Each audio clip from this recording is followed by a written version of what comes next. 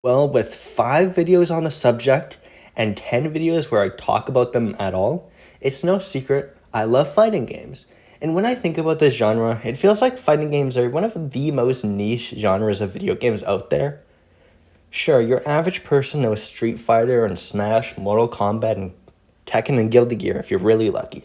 But that just scratches the surface of this massive and influential genre. And considering the nature of the genre, many people end up sinking a lot of time into just one game and having no clue what even happens in other series. That's why I'm making this video, to share my love of this genre with veterans and try to sorta convince newer players that this is a genre worth your time. I do have a video that's basically about why I like Street Fighter specifically, so there might be a slight bit of overlap with that video, but I think there's still a reasonable amount of differences. That video was why I like Street Fighter specifically, and it's about my experience discovering this series. This is about fighting games in general, and why I love them, not how I started to love them. Before we start though, I think I should do the cliche video thing and explain what a fighting game is before I get into it, or at least what I think a fighting game is. Normally I have some trust in the intelligence of my viewers and don't pad a video's runtime, but the subject of what a fighting game actually is pretty muddled, so I think I need to clear up what I mean by a fighting game.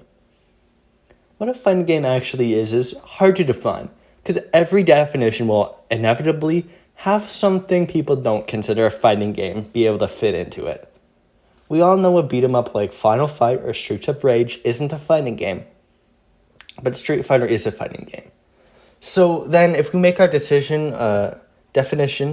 a game involving combat between two-player characters at a time, that excludes Smash and any fighting game modes where two people fight one boss at a time, and includes some really stupid stuff if you want to be an ass on it.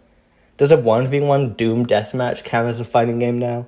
I also don't really consider those anime arena games to be true fighting games. I'm not entirely sure why. But this entire thing is just a massive headache. So I'll just give it the loosest definition in the world and say, if it feels like it was meant to be a more precise and strategic one-on-one fighting game, it is one. Intent, not content, is what makes a fighting game to me. So your Street Fighters, Mortal Kombat, Soul Caliburs, and Smashes, at least their competitive side, are fighting games. Xenoverse, Double Dragon, or Eyes of Heaven are not. So let's continue before you start thinking about it for 2 seconds and this definition crumbles into dust, because it's better than the headache I got otherwise. I know what I'm talking about when I say fighting games, and I hope you do as well. The first big point I think makes fighting games great can be summed up in one word: personality. Fighting games have some of the most iconic characters in video game history, because they have to be filled with personality. The genre itself is inherently absurd, and it's reflected in its larger-than-life characters, and in the exaggerated movements and motions they make. A big part of the gameplay of fighting games is reading your opponent's moves and reacting accordingly. So how can you do that when you're against a CPU? You just make the moves really exaggerated, and it fits their personality, a win-win situation. Due to fighting games, at least early on, not having the biggest stories, that has also pushed developers to create characters with a lot of personality, to explain who your character is. You can tell from like 3 seconds of Street Fighter 2 that Blanka is supposed to be a beast man, Ryu is supposed to be a stoic martial artist, and M. Bison's a terrifying antagonist, and so much more. These larger-than-life personalities can be extremely compelling, and even if someone doesn't like a character, they'll still talk about them if they're compelling enough. You never get a fighting game fan who feels neutral about a character. They either love them or hate them.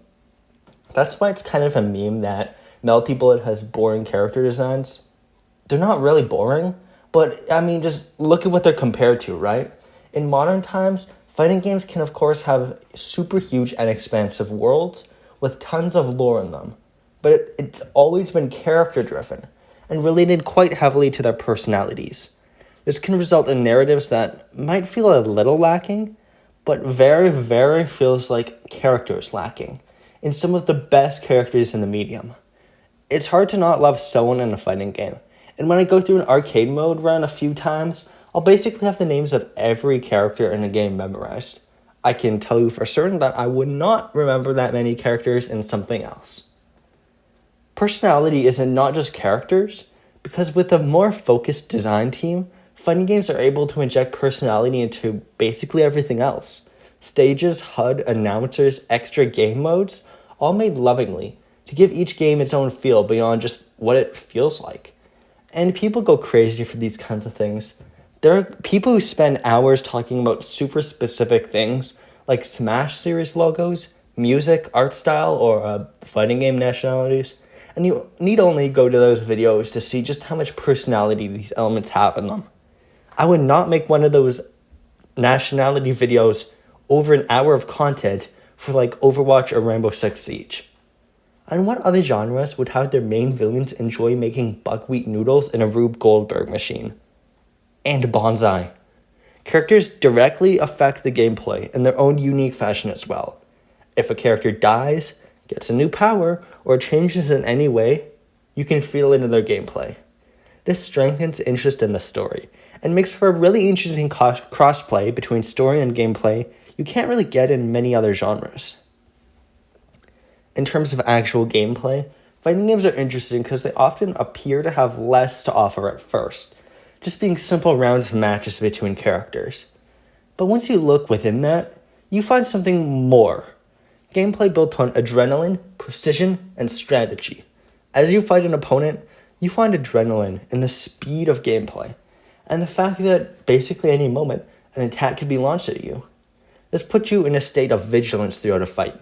Vigilance you can only get in the most exciting battles from across the medium. And then there's that precision.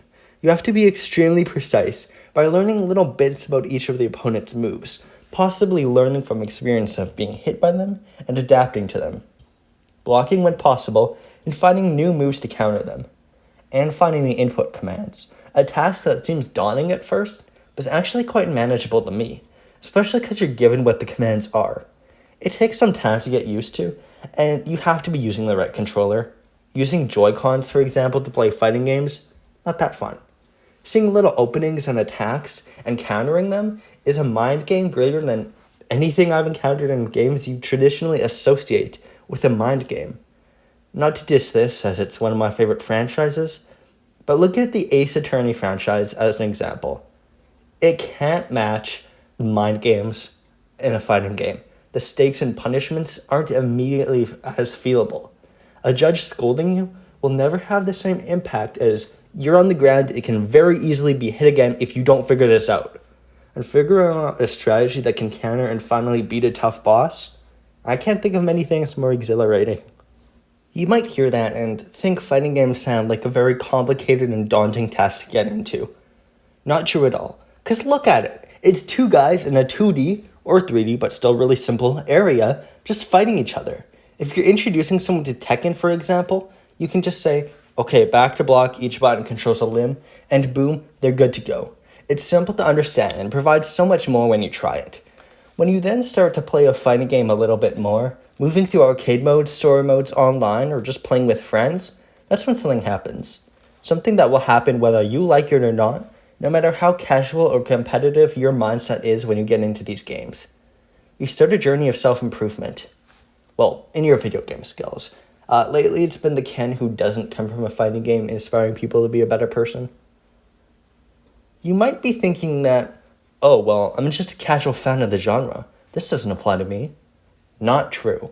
Sure, not everyone goes through the endless grind to improve your character skills to be able to play competitively, but the journey of improving your skills happens to everyone, like they do in all video games.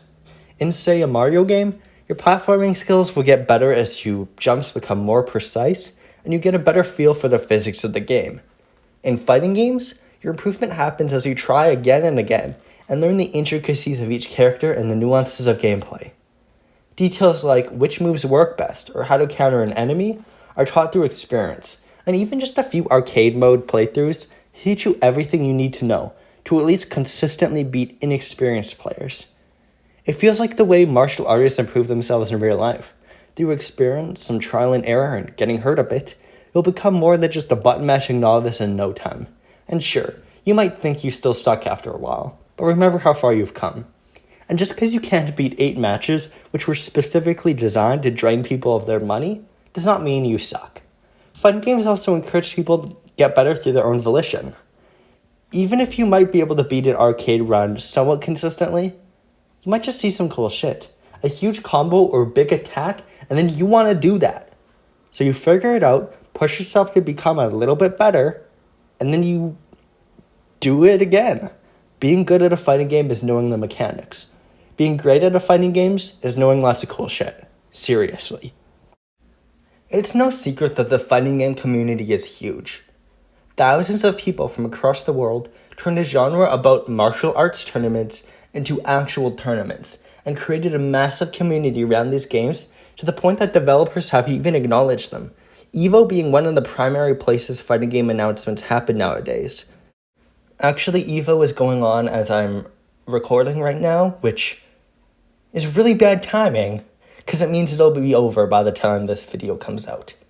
Anyways, if you're a fan of fighting game series, sure, you might need a huge time commitment to be just as good as these people, but that doesn't mean the community isn't approachable.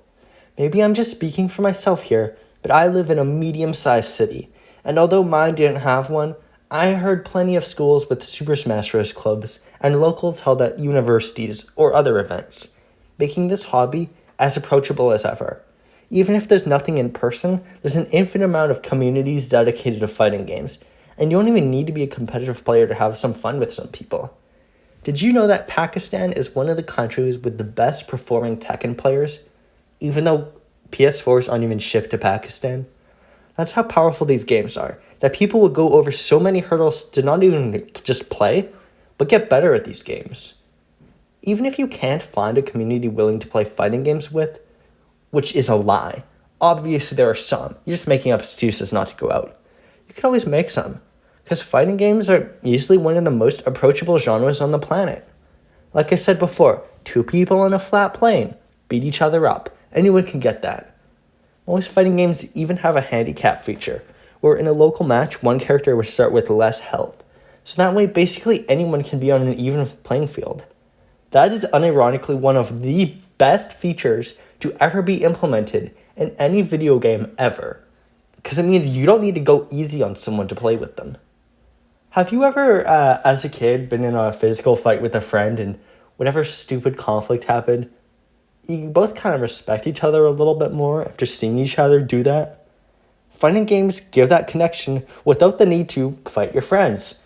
You can kill your friends guilt-free, as the infamous Guilty Gear ad says. I've played fighting games with my friends, sister, cousins, and even my dad, who apparently hasn't touched a video game since Galaga, and still had fun and connected with them over it. Plus the fact that these fighting games are often pretty absurd means you're both in that absurdity together. And nothing's funnier than someone getting really mad because your sumo wrestler guy keeps spamming a hand slap attack. And in a world where couch multiplayer is on life support, it's seriously unlikely fighting games will ever forget about that amazing feature. Now look, I get it. Fighting games can be pretty expensive and you might not think it's worth it to get into it. It is so worth it, and I just want you to at least give the genre a try if you're a newcomer. With that said, that's going to be it for today. Thank you so much for watching, and I'll see you later.